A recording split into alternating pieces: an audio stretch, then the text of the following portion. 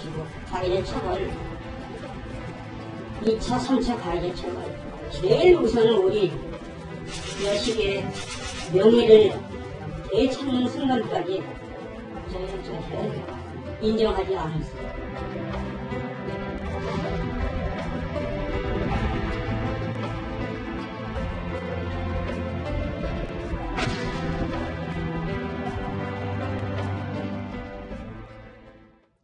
이번 이야기부터는 승재현 형사정책연구원 연구위원이 또 함께 하겠습니다. 어서 오십시오. 네, 안녕하십니까. 네.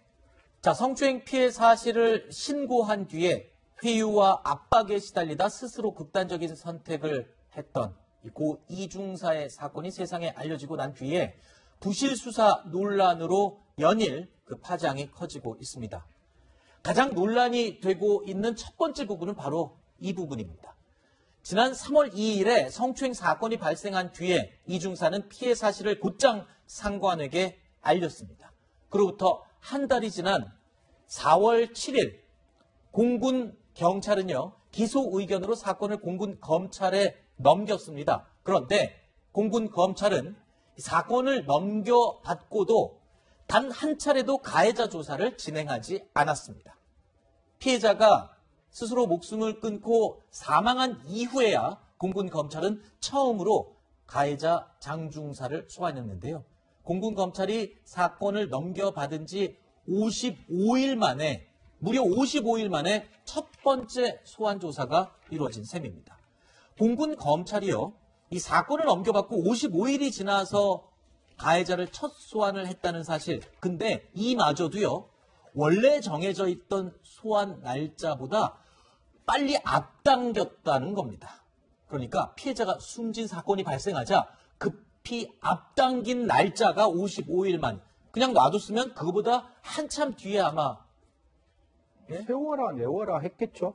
지금의 사건의 형태를 보면 수사를 하겠다는 의지보다는 수사를 안 하겠다는 의지가 훨씬 더 강했던 사건으로 보이는 거고, 네. 사실 이 부분이 저는 제일 불편했던 게 피해자가 성추행 사건 발생 다음 날 분명히 공군 경찰에 가서 진술합니다. 네. 진술하는데 이게 당사자 둘만에 있는 내밀한 영역이 아니라 분명히 그 자동차 안에서 일어났던 블랙박스 영상, 그것들이 다 이렇게 드러나서 분명히 이게 성추행이 있었다는 것은 진짜 명확한 사실이었거든요. 블랙박스 영상까지 다 있었으니까. 네. 근데 그 당시에 공군 경찰이 구속영장 청구 안 했다는 것도 저는 어색한데, 네.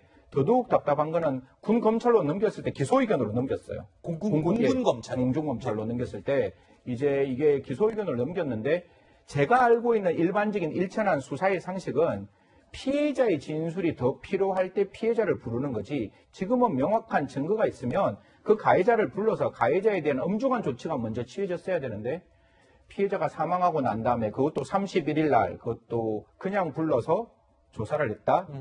공군 검찰 한번 반성해야 된다, 그렇게 생각합니다.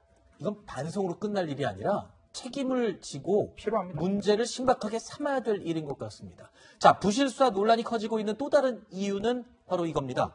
공군 검찰이요, 군 법원으로부터 압수수색 영장을 발부받아 놓고도 그걸 집행하지도 않은 사실이 추가로 드러났기 때문입니다.